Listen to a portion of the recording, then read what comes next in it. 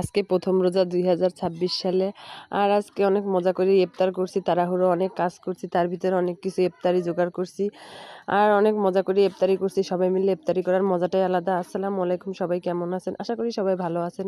আলহামদুলিল্লাহ আমিও ভালো আছি। এই যে দেখেন, ইফতার করার জন্য আমার মেয়ে, ছেলে, বোন সবাই একসাথে সুন্দর করে বইছে। বাচ্চারা থাকলে কিন্তু অনেক মজা হয় আর এতে বাচ্চাদের অনেক খুশি লাগে ইফতার খাইতে গেলে।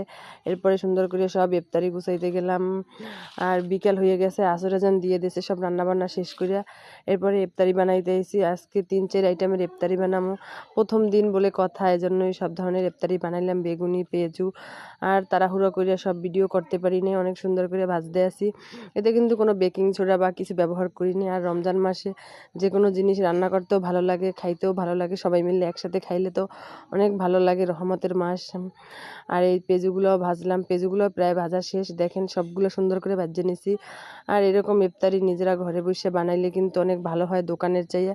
দোকানে হয়তো অনেক কিছু মিশানো থাকে, আর নিজেরা তো ঘরে বসে নিজের ইচ্ছা মতো বানানো যায়। এদিকে শরবত, তারপরে 2 ধরনের শরবত, ফল টল কাটাকুটি করছে আমার বোন, সব গুছাইছে। এদিকে আজানের টাইম দিয়ে হয়ে গেছে, আজান দিয়ে দেবে সব কিছু। এরপরে নামাজ পড়ে আইছি, নামাজ পড়ে আসার পরে এই দেখেন সুন্দর করে মুড়ি মা খাইতে আসি। এরপরে আমার বোন সবাই মিলে একসাথে খাইতে আসে। আমার মেয়ে তো অনেক মজা করে খাইতে আসে। ও বুট মুড়ি তেমনটা খাইতেছে না, কিন্তু জোর করে ওরে দিছি। আর এই বুটে ঝাল হয় না। এরপরে মায়েরে বললাম 2টা কাঁচামরিচ নিয়ে আসো। এরপরে দেখেন সুন্দর করে কাঁচামরিচ দিয়ে খাইলাম, ঝাল ঝাল, এটা কিন্তু অনেক ভালোই লাগে। আর আপনারা কে কে এরকম ঝাল ঝাল পছন্দ করেন ইফতারি, যে কোনো ইফতারি আইটেমে অবশ্যই কিন্তু কমেন্টে জানাবেন।